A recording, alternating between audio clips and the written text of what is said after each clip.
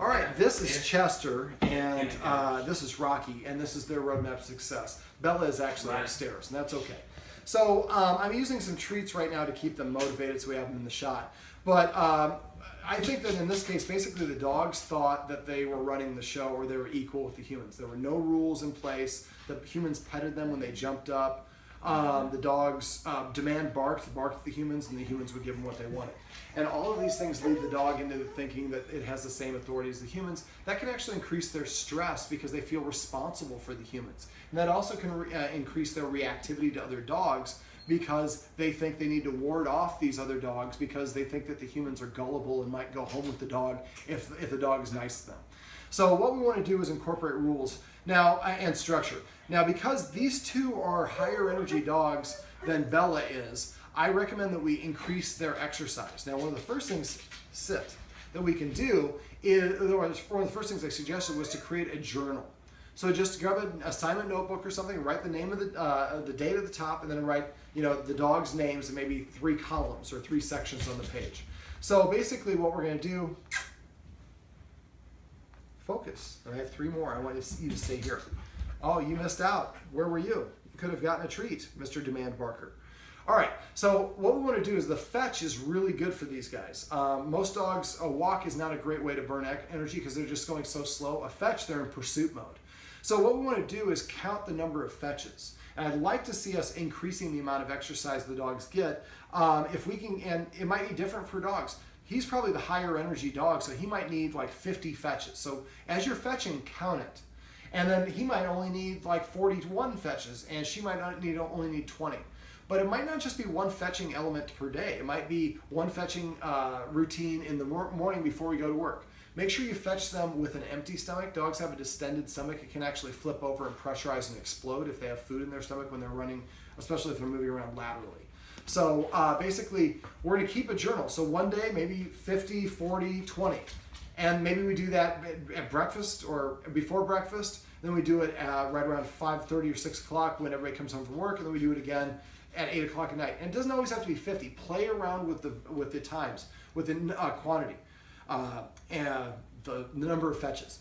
And then basically if the dog only comes halfway back to you after you've been fetching and you're like 30 times, the dog stops halfway, then like, okay, 30 is the magic number. So the idea is we want to exercise and get the dog's exercise up because just like kids in school, we have recess for a reason. It's easier for them to learn if we burn off that excess energy. And these guys are both 10 months old, so they still have all kinds of puppy energy.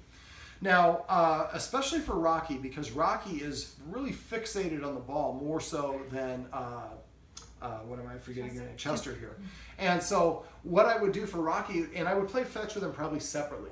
So that way one dog only, I'm not competing with the other dogs. Now sometimes having the other dog there helps because that competition makes them run for it. Now what I would do is basically when they come, when Rocky comes, pick up and make him drop the ball. Once he drops the ball, pick it up and tell him to sit. If he doesn't sit, walk away. You're only going to play the game by your rules, not by his rules. And if we just throw it as fast as we can, he's getting more and more manic and more and more out of balance. So what we'd like him to do is to have to sit, and then as soon as he sits, we throw that ball. And at first, Rocky, sit. All right, so I'm not going to give him the treat. I'm not going to repeat the command word over and over. Make sure you only say the command word one time. I still have motivation. I have the leverage here because I haven't given him what he wants. So that means I'm in the driver's seat. So withholding affection or withholding a treat is a great way to motivate your dog. So once sit. So as soon as he sat, I gave him the treat. Now I wouldn't always do that, but right now for demonstration purposes. Okay, so once we've got the journal down, play around for a week, changing the amount of exercise that you're getting, and eventually you'll come up with a combination or a cocktail. If I give the dogs this amount of exercise this many times a day, then you'll notice the behavior inside is a lot easier to deal with. Also, you can use exercise to your advantage. Let's say you're going to have a boy or somebody come over to visit. That's a great time to get him, take him for a fetching adventure outside, maybe fetch 40 or 50 times, whatever it is, and then make sure there's at least 20 minutes before the guy comes in. We call that a recovery period. But if we burn off the dog's excess energy, or we take him to doggy daycare or for a long hike, and then we have friends and family come over, we've depleted the dog's energy, and then they don't have all that stamina to bark and jump up on people. So we can put the dog in a position to succeed that way. Now again, going back to Rocky, at first we're going to make him sit between each throw. Sit, and then I throw it. If you don't sit, I walk inside, or I walk away and pull out my phone and fart around and do something else. Eventually, once he starts coming and spitting the ball at you and sitting down right away, then after we make him sit, we make him wait for like 3 seconds. Then I throw the ball. And do that, and then gradually work up to the point where you can have him sit there for like a minute, and he's like still like,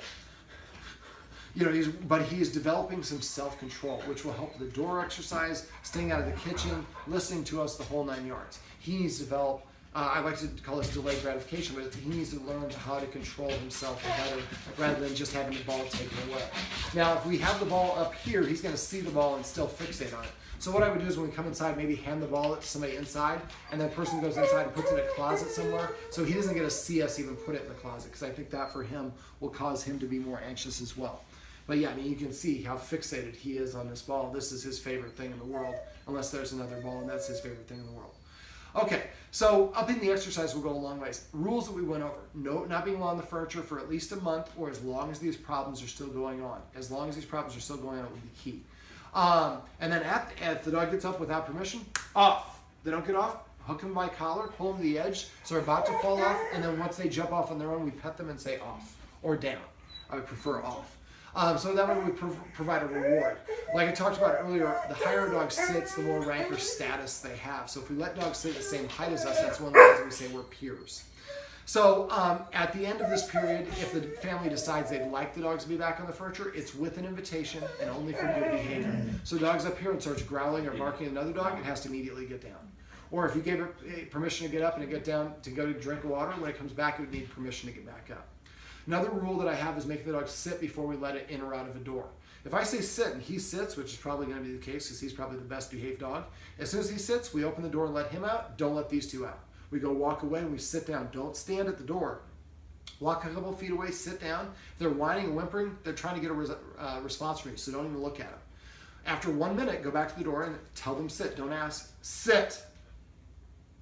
If they don't sit, then I walk away this time for 2 minutes, next time for 4 minutes, next time for 8 minutes. So each time I walk away, I wait twice as long before I give them, I'm generous enough to give them another opportunity to comply the first time. But like I said, it's important we only give a command one time. In this case, we have leverage because they really want to go outside, so we're controlling something that makes them more motivated to listen to us. Other rules, the dog should not be in this room when anybody is eating food in this room, so they should have to be on the tile or away. And when the dogs are eating, we'd like them eating in structure. Because the layout of this house, and not in a fenced-in backyard, I'd probably put 2 of the dogs out on the deck, which is fenced off, and then have 1 dog eating. And I would feed Bella first. I would feed Chester second. Actually, I'll throw this for you. That's what you want anyways. Now he's like, I want the treat too. And I would feed Rocky last because she's your oldest dog. He has more of the behavior you're looking for. And dogs place importance in the order that they eat. So, and once they come in and eat, if they don't eat everything, as soon as they walk away from the bowl, I pick up the bowl, I dump the food out, put the empty bowl back down. They don't eat again until the next meal. And I usually feed 3 times a day. I feed at least twice a day. Okay, so that's feeding. Don't worry about it if I get any reminders. Let me see, what else? The focus exercise. I think we did a video of the focus exercise. I'd like everyone in the family to do that at least once a day with about 10 to 15 treats and do it in different rooms. Remember, at first it's 1 second, 1 second. When we raise it up, we're raising it up to keep the dog looking in this direction so it's seeing the treat and my face at the same time. So if you're the one doing it, I should be able to look and see the treat and the dog's eyes pretty much together as I'm going, and make sure we don't say the word focus until after it goes into the dog's mouth. At first it's 1 second, 1 second. After a while it's 1 second, 2 seconds, maybe the second or third day that you guys are practicing this. Then after a while you want to get to the point where it's 1 second, 20 seconds. Focus. And don't let them lurch for it. If they lurch for it, pull it away. You might have to come up with a lesson. Let me know if they're lurching for it, and I'll give you a different exercise that you can do to stop that particular behavior. Drop. Drop. Make sure you practice the drop with both of these dogs. Chester can be a little aggressive towards Rocky if he has a bone and Rocky comes up to him, which is not completely inappropriate, but we prefer it not to be a fight. So if we teach both dogs to drop, and we have something that's like this is a low value item. So if I let him have it, I wait for him to have something, I hold it, drop.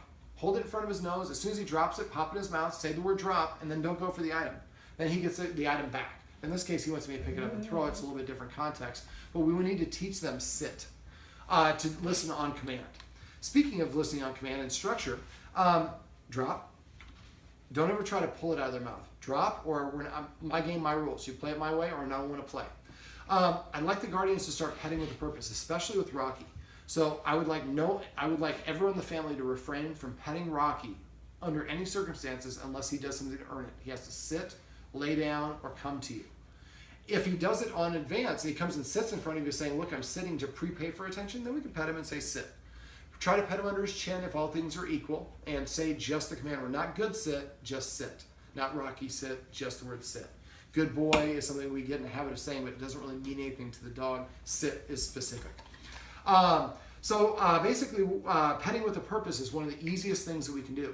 Now, if there's a video on petting with a purpose where I go through it in a little bit more detail, but if I come up and I say sit when he petting with a purpose really originated when a dog would like stick its nose underneath my arm and then nudge up like that as a way of telling or pawing at me or barking at me to get attention.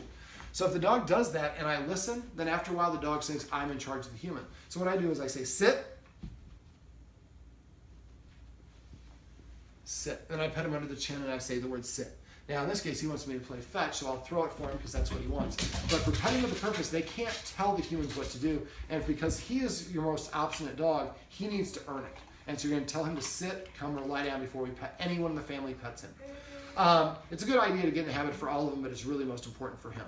Now I also have passive training. So every time the dog does something on its own that I like, drop is a good example of passive training. He dropped it first. I petted him after. I didn't ask him for the drop. Just he did something I liked, so I petted him within that 3-second window and I said the command word. So every time he comes to me, if he's not throwing a ball at me, if he just comes on his own, I'm going to pet him and say come. Every time the dog lays down next to me, I'm going to pet him and say down. Every time they sit next to me, I'm going to pet him and say sit. So what you might want to do is come up with a word for that. So maybe you say reward. So if somebody's sitting there and I'm sitting here on the computer, I hear reward, I look at the dog, and whenever the dog's here, pet it and say come. The dog's laying down, I pet it and say down. I'm just going to take it for granted for what everybody else said, that the dog just did something. And just look at what the dog is doing at that time and pet it and say whatever that word is.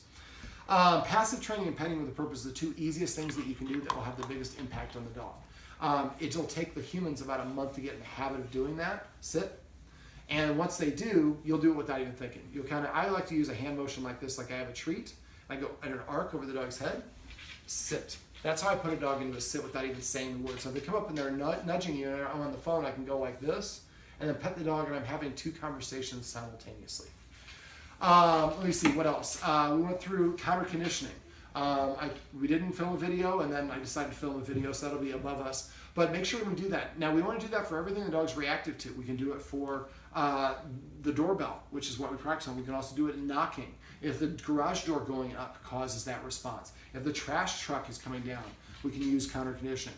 The key is we're delivering the treat before the stimulus happens, before the trash truck comes, before the knock, or before the ring. And then once the ring stops, the treat goes, I pop in the rest of the treat in the mouth and it goes away. I put the dog into a sit because that's my indicator. If the dog gets up, it's saying it's too intense. Now, if we're doing the doorbell is on that wall, and the dog keeps on getting up every time it rings and stops taking the treat, then maybe we do it in the basement, or we move another. We want to keep on increasing the distance until it's low enough intensity where the dog can stay in a sit and continue eating the treat while it happens. Once we can get the dog to sit and take the treat 5 times in a row when the doorbell rings, then we take one step closer to the door, practice that same technique again. When you get to the point where you're having difficulty getting the dog to sit, or you put the treat here, he's looking around, you're close to his breaking point, and it's key not to push past that. The whole point is to practice up to the breaking point, but not crossing it. And then the next time, let's say we're 20 feet away from the door. Maybe the next time we go 19 feet, 18 feet, and then the dog's having problems sitting. Next time we do 18 feet, 17 feet. And then eventually it gets to the point where the dog's right next to the doorbell, right next to the door, and they're not responding. Door exercise is something that I'd like the guardians to do. The same technique that you use for the door is what we're going to use for the kitchen, which we practiced as well. So if we go to dogboundproblems.com and click on dog training tips, on the box on the right side of the page, the search box, type in door exercise, or type in kitchen, because I've done this exercise with both of them. Now the one, if you do kitchen, I actually had the woman microwave some roast, I think it was ham, and put the plate on the floor. And then we walked the dog, made sure the dog stayed out of the kitchen. And then the dog, even though there's ham on the floor, the dog's not allowed to come in and get it. So that's a really powerful one because it's helping the humans practice communicating with the dog using the escalating consequences, which is something else you can search for on that page. I have a video specifically for that. But by using the escalating consequences consistently to disagree with the dogs when they break rules or boundaries or are about to do something wrong or do something wrong, sit. Then we have a vocabulary, a language that the dogs understand. So you saw, as soon as he sat, I threw that ball. Now, he's already starting to get this, and eventually we'll be able to have him wait for a second before he throws it, and then 3 seconds, 5 seconds, and so on and so forth. I'm probably forgetting some other things, but for him, because he is such, I wouldn't say he's an aggressive dog, but I do see there's a little bit of bite to his bark. And I could see it going in the wrong direction. So it's really good that the guardians called me now because he's only 10 months old. It's still easy for him to get it out of this. I don't think it's aggression, but I think it's a habit he's learned. If I bark at someone in that way, I kind of back away. So remember, everybody in the house, if he's doing, that's exactly what I'm talking about. So if he starts doing something wrong and all of a sudden everybody in the room hisses at him or everybody stands up or everybody marches at him, he's like, whoa, what did I do wrong? Why am I the only one that's acting this way? And then after a while, he's like, I'm the outsider. I need to come to wherever they are. So make sure that you use those escalating consequences. Like I said, search a video on my website if you can't remember what they are. But if everyone starts disagreeing with good timing, after a while, the dog's like, man, I just get in a whole bunch of trouble every time I scratch this blanket. I'm going to stop scratching at the blanket. All right. This is, I'm trying to think if there's anything else. Can you remember anything? I think I've covered just about everything. Okay, I'm getting thumbs up from the family. It means I did a good job. So this is, let me see, Rocky, Chester, and Bella's Roadmaps to Success. Remember, everything you do trains your dog. Only sometimes you mean it.